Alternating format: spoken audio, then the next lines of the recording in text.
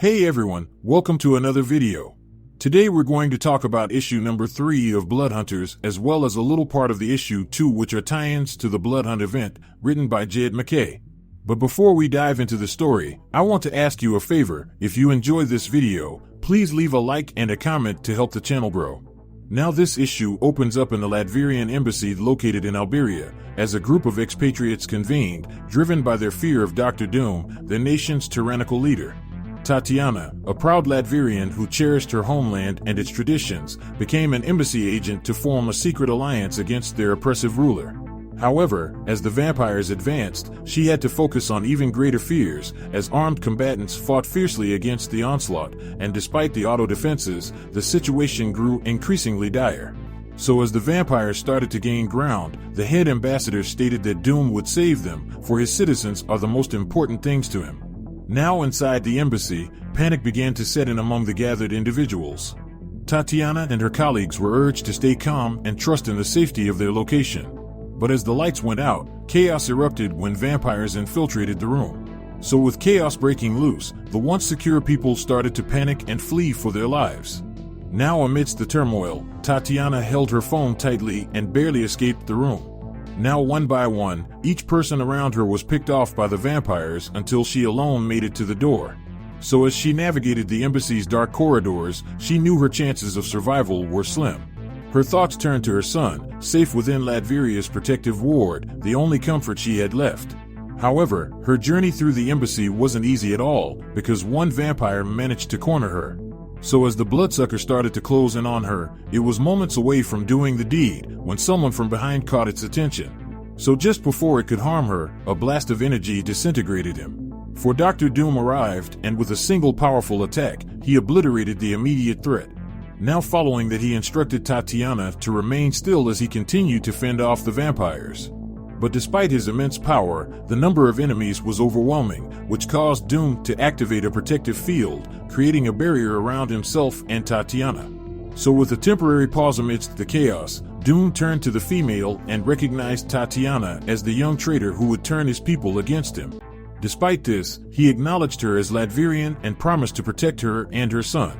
So as the vampires began to breach the protective field, Doom disabled it, preparing to unleash his full power.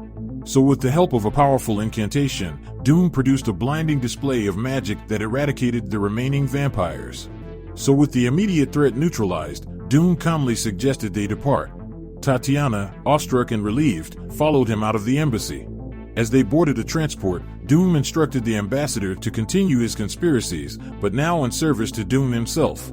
So with the situation dealt with, Tatiana looked out at the chaos below, and a chilling thought crossed her mind, the thought that perhaps Doom was right after all. Because at the end of the day, the embassy was safe once more, and the world outside remained a dangerous place without the watchful eye of Doom. So with that said, the first part of this issue comes to an end. Now following this, I'm going to jump back to issue number 2 of the Blood Hunters to cover the second half of Daggers and Bloodstone's story.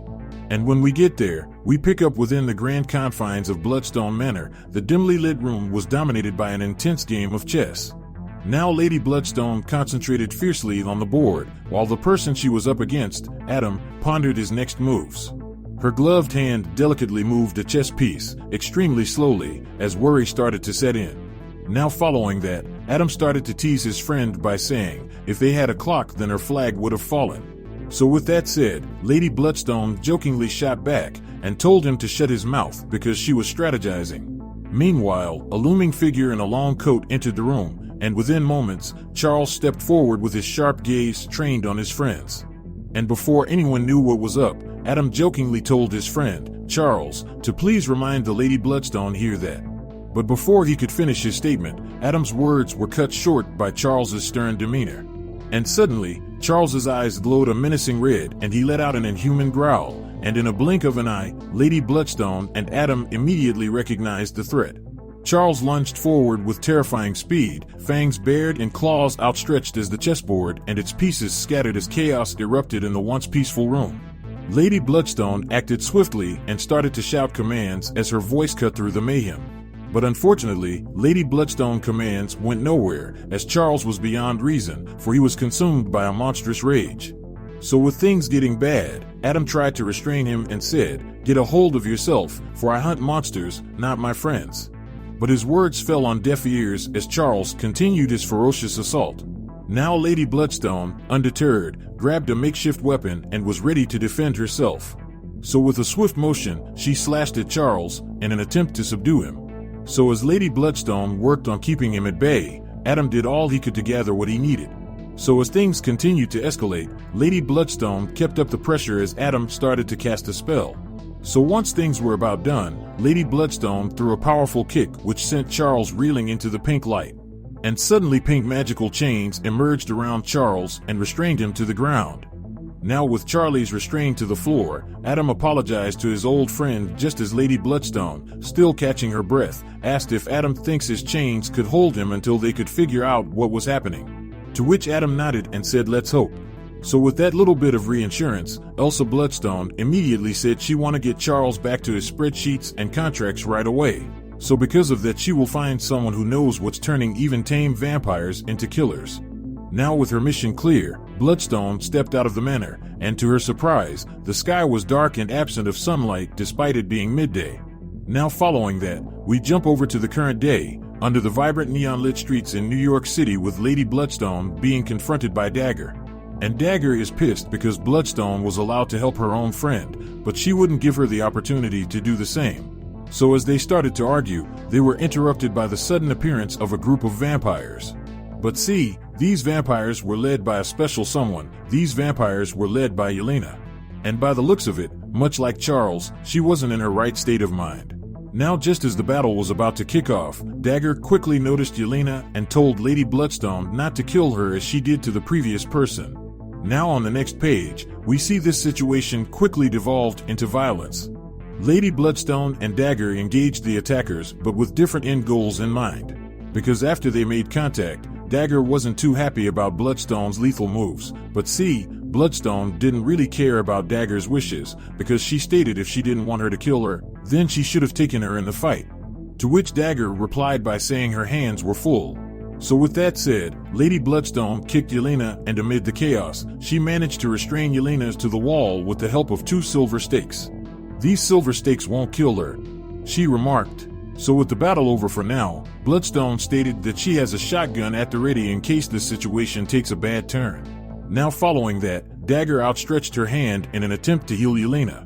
So as her hand started to glow, the vampirized Yelena started to scream in pain as the light began to grow.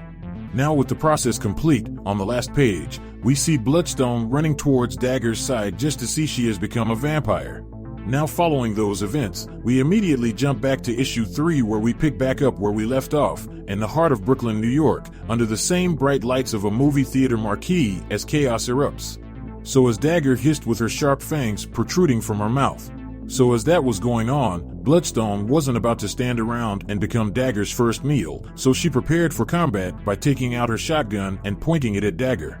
And right before she could pull the trigger and blow her away, the Black Widow came to Dagger's rescue and kicked the weapon out of Bloodstone's hand while still being restrained. Now after the shotgun discharged into the air, Bloodstone turned to face Yelena and punched her in the stomach just before Yelena stated Dagger healed her. Now with Bloodstone distracted, Dagger had just enough time to attempt to heal herself of the vampire virus.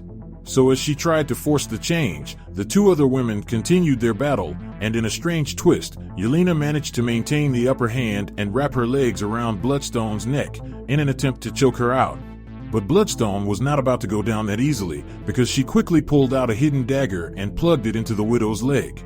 So as Yelena yelled out in pain, Dagger pushed herself and extruded a massive white light as her abilities started to take effect. So with time running short, we jump back over to Bloodstone punching the defeated and restrained Yelena square in her face, and after the fight was basically over, Bloodstone made her way over to her weapon and said, "Let's put a little more red on that white nice suit."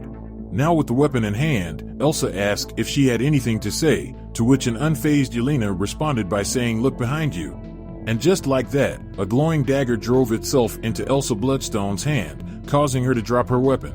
So with Elsa disarmed, Dagger stood before her completely cured of the vampire virus and told Bloodstone as a famous monster hunter she should be able to tell the difference. Now with that said, Dagger started to release Yelena and asked if she was okay, because while she was restrained, Bloodstone did a number on her. So with everyone now freed, Dagger then continues to ask Yelena to share all she knows about this situation, which she did with no reservations. Yelena stated she, just like everyone else, saw the sky go dark and knew there was trouble. So she made her way to the city to help but was ambushed by vampires, and the rest was history. So with everyone on the same page, Bloodstone tells Yelena to cover up her cut or else every vampire will be drawn to their location. Now with that said, Dagger agreed, and proceeded to heal Yelena of every cut she received during her battle with Bloodstone. So with one person back in fighting shape, Dagger then turned to offer her services to Bloodstone. But unlike Yelena, she turned it down, because her stone could heal her just as well. Now with everyone okay, Dagger wondered if she is able to cure the rest of the Dark Force users since she was able to cure Yelena, but before they could get too far into the conversation, Bloodstone told them to look alive as a massive wave of vampires flew overhead. So almost immediately, Dagger and Yelena told Bloodstone to take cover, but Bloodstone just stated that wasn't her style and shot her shotgun up at the massive amount of vampires. But to the team's surprise, one of the bloodsuckers caught the silver stake out of the air and made a beeline straight towards them. Now this is a problem because vampires shouldn't be able to do that. So with everyone on high alert, a woman landed on the ground and asked if they were crazy and was trying to blow her cover. Because on the last page, it is revealed that the vampire who caught the stake was no vampire at all, but instead, Eve with her magic mask. So with that said, this issue comes to an end.